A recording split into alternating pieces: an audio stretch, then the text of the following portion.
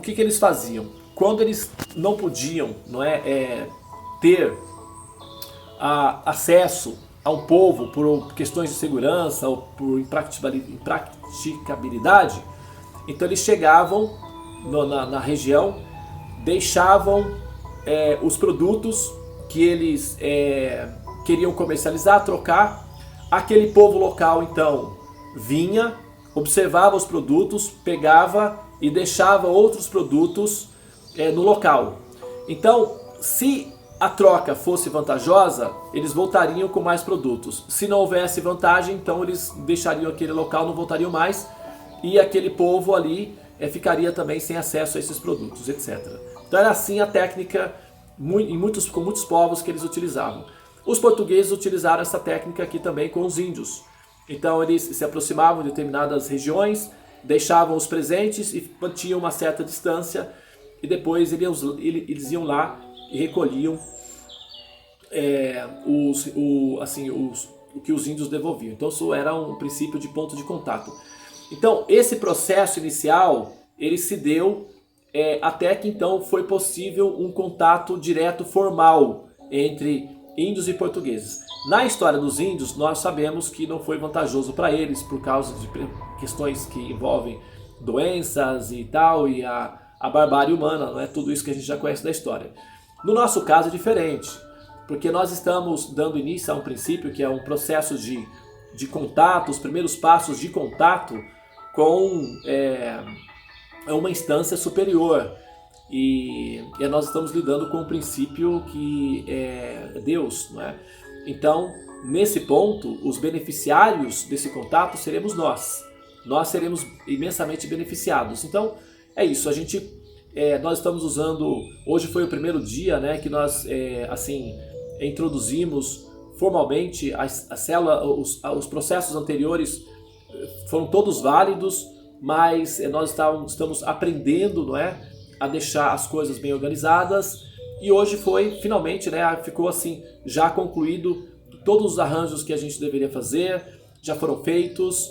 Nós temos alguns protocolos em relação a como lidar com os pacientes, a como receber os pacientes, né? As cartas da história de cada paciente deve ser escrita, colocada no envelope e mantido no altar da pessoa que está maternando. Por exemplo, eu estou maternando o Rômulo. Então, o que acontece? A carta dele vai ficar aqui no altar comigo durante o ciclo de 12 dias, tá?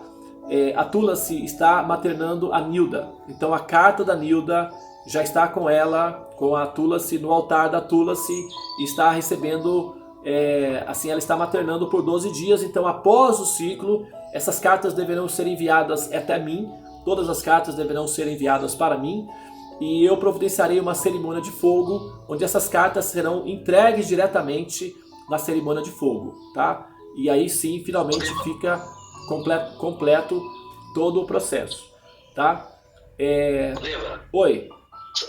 Só uma pergunta, na carta precisa escrever o problema que a pessoa tem ou não? É só o nome mesmo e o símbolo do ombro? Precisa fazer a descrição completinha do problema da pessoa, em uma folha em separado deve-se ter o símbolo do ON e o nome da pessoa, o nome da mãe do paciente, tá?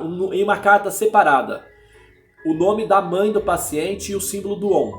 Numa carta deve estar descrito o problema do paciente, o nome do paciente e o problema do paciente. Em outra carta deve estar escrito apenas o nome da mãe do paciente. Se o paciente não tem mãe, é adotiva, não tem problema. Coloca o nome da mãe adotiva. Se não tem mãe adotiva, se não tem mãe biológica, não tem problema nenhum. Coloca apenas o símbolo do ON, que já se subentende o que está acontecendo por detrás, isso não é obstáculo.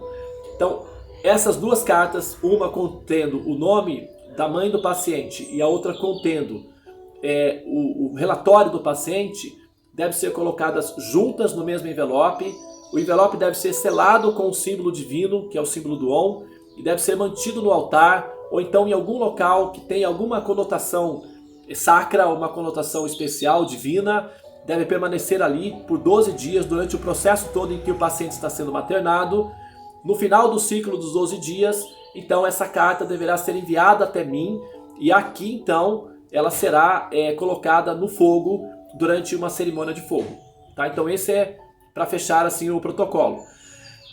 No dia da apresentação da célula, da ignição da célula, quando começa então esse processo que é na metáfora, né, o equivalente da fotossíntese, que dura 12 dias, então vai ser gerado aí, vai ser produzido aí uma energia de tratamento, de cura sobre esse paciente, e esse paciente então vai absorver,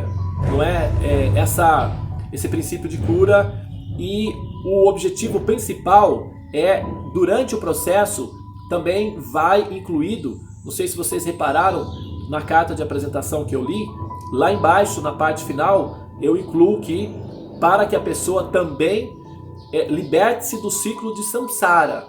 Então esse é o objetivo máximo, que a pessoa receba a cura, que a pessoa receba tratamentos e conforto, ok. Mas principalmente que ela também tenha acesso ao processo da saída absoluta desses problemas todos, que é a libertação do ciclo de samsara. Então isso está na nossa consciência, isso está dentro da nossa intenção ao fazê-lo, ao realizar esse processo. E a Suprema Personalidade de Deus está completamente consciente do que está acontecendo, e por conta disso nós estamos absolutamente unos com o Supremo, porque esse é o propósito do universo. O universo todo ele tem esse propósito, o universo inteiro é um útero, tá? Nós somos almas condicionadas, nós enquanto almas condicionadas, aprisionadas dentro dessa incubadora que é o útero, nós precisamos aprender a sair do útero, é como o nascimento mesmo, o nascimento é uma réplica, na verdade o que acontece no micro é um exemplo do que acontece no macro. São os fractais. No micro você consegue ver o macro. Então, no processo do nascimento de um bebê, está refletido ali a função biológica do universo, que é dar luz ou parir as almas, para que elas saiam desse útero. Uma vez fora do útero, a variedade de opções é muito maior. Dentro do útero existe uma certa limitação. Fora do útero, a variedade é muito maior. Por exemplo, nós estamos fora do útero materno e nós temos liberdade maior. No útero existe uma certa limitação. Então nesse momento nós estamos aprisionadas nesse útero universal. Existe uma certa limitação. Fora desse útero a liberdade é muito maior. E a função biológica do universo não é manter a alma aqui dentro, nascendo infinitamente. Isso é uma ilusão de que a gente tem que ficar renascendo eternamente. Isso não é assim que funciona. A função biológica do útero é pôr o bebê para fora. A função biológica do útero não é manter o bebê preso ao útero, porque senão morre a mãe e morre o bebê, tudo se sucumbe, não faz sentido. A função biológica do útero é expulsar, expelir o bebê para fora. A função biológica do universo é expulsar, expelir a alma condicionada para fora do útero. Isso significa, basicamente, despertar o autoconhecimento, a autorrealização, que passa pelo processo de entender que nós não somos o corpo, nós somos a alma, nós somos consciências divinas, nós somos centelhas transcendentais e nós estamos passando por um processo terapêutico de absorvermos ou então vivenciarmos a nossa natureza real, que é Satchidananda, e superando os princípios de impulso de poder, do desejo de controle que causa sofrimento aos demais, nos situando na plataforma de harmonia universal com todos os seres, que é a plataforma da compaixão. E assim que essa compaixão se manifesta no nosso coração, então nós podemos ser liberadas, porque como esse ambiente não é um ambiente onde predomina a compaixão, esse ambiente é um ambiente didático, onde predomina o princípio de poder, então aqueles que despertam compaixão não são mais compatíveis com esse mundo. Eles vão sofrer constantemente aqui, porque esse é o mundo dos espertos, não é o mundo dos inocentes. Assim que a alma fica inocente, ela é retirada desse ambiente, porque esse ambiente é perigoso para os inocentes. Esse ambiente só é favorável para os espertos, que ficam nascendo e morrendo constantemente. Assim que a alma se purifica e fica inocente, manter a alma inocente num ambiente de espertinhos não é favorável. Então o programa tira a alma inocente do mundo dos espertos e fica então no mundo dos inocentes, que é a transcendência. Por isso, assim que a alma desenvolve o princípio que é a compaixão, ela então alcança a liberação. E esse exercício que nós fazemos na Torre dos Mantras é um exercício de compaixão, de compreensão do sentido objetivo do universo, de compreensão da mente de Deus, do porquê que o universo é criado a partir de um processo educativo, pedagógico, de purificação das almas, e de como que nós precisamos acompanhar essa pedagogia, cooperar com esse tratamento transcendente e evoluir ao ponto de iluminarmos-nos até assim a liberação. E para isso, para que essa magia funcione perfeitamente, é necessário que nós tenhamos compaixão. Mas a gente não tem, entende? Assim, nós estamos aí na luta, tentando fazer alguma coisa para aprender a ter. Ótimo, então vamos exercitar isso daí. A gente está tentando, nós fazemos isso, fazemos aquilo e buscamos exercitar a compaixão. Nós estamos fazendo exercícios de compaixão. Esses exercícios de compaixão são fisioterapia para a alma. Então no começo é um pouquinho meio desconfortável, às vezes um pouquinho meio estranho e tal, mas depois os movimentos ficam normais e o processo fica assimilado até começa a ficar também divertido, tá? Então basicamente esse seria aí a recontextualização, só para a gente lembrar o que nós estamos fazendo, para não cair na rotina, para não cair na ideia do fazer por fazer, do fazer protocolar, não é? E esse fazer assim protocolar, ele acaba tornando as coisas monótonas e desinteressantes. Então nós precisamos ter consciência constante do que nós estamos fazendo, nós temos que ter presença constante naquilo que nós estamos fazendo, porque o que nós estamos fazendo é extremamente importante.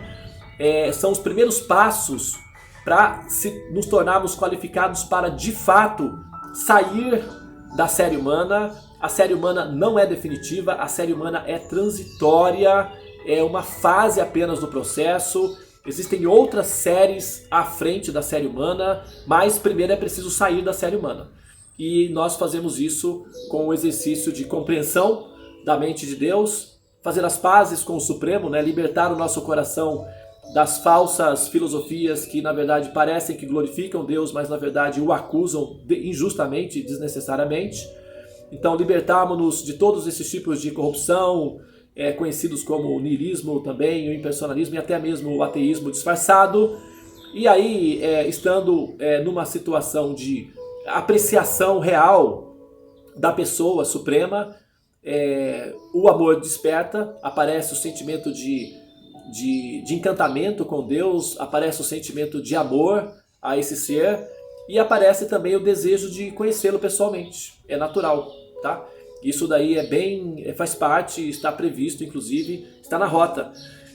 O desejo de conhecê-lo pessoalmente, de ter uma audiência com ele e, enfim, falar com ele pessoalmente. Isso é normal, tá? Não é absurdo, não é arrogância, não é pretensão, não é nada disso, tá? Isso é totalmente possível e também não é um absurdo para Deus se apresentar como uma pessoa para ser conhecido, não, viu? Isso, acostumem-se com a ideia de que isso é normal, é possível e está previsto dentro do programa de autorrealização, inclusive, tá? Bom, então eu vou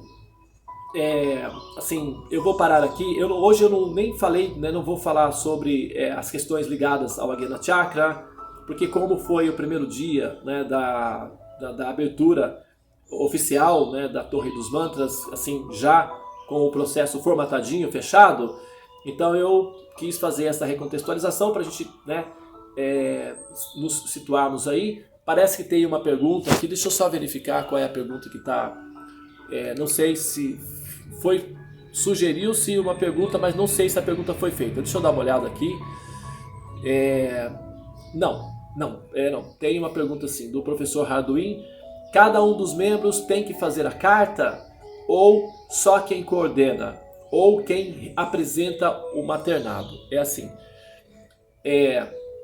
cada membro que está maternando deve assim, fazer a carta. Na verdade, se o próprio paciente puder escrever a carta, é melhor ainda. Tá? Então aí o que você faz? Você simplesmente faz uma xerox do que ele enviar para você, da carta que ele enviar, e coloca no envelope, apenas isso.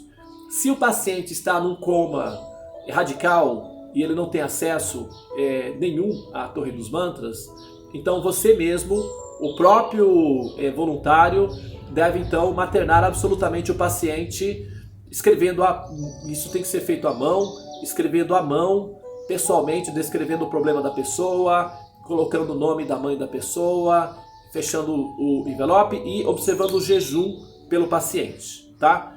O jejum, lembrando que o jejum é completo até o meio-dia, você pode tomar água. Após o meio-dia, você deve observar uma dieta normal, sem violência, sem sangue. Não deve entrar composição de violência nesse dia. Então a dieta deve ser estritamente vegetariana, baseada em frutas, raízes, cereais, grãos, mas não deve haver traços nenhum de sangue ou de violência. Inclusive, se possível, até mesmo os ovos poderiam ser eventualmente evitados nesse dia, tá? Se possível. Mas aquele que está maternando deve manter o corpo completamente livre de influências relacionadas com a violência, com a matança, enfim, com a morte, porque nós estamos buscando a vida. E esse tipo de alimentação vai de encontro àquilo que nós estamos desejando aqui, tá?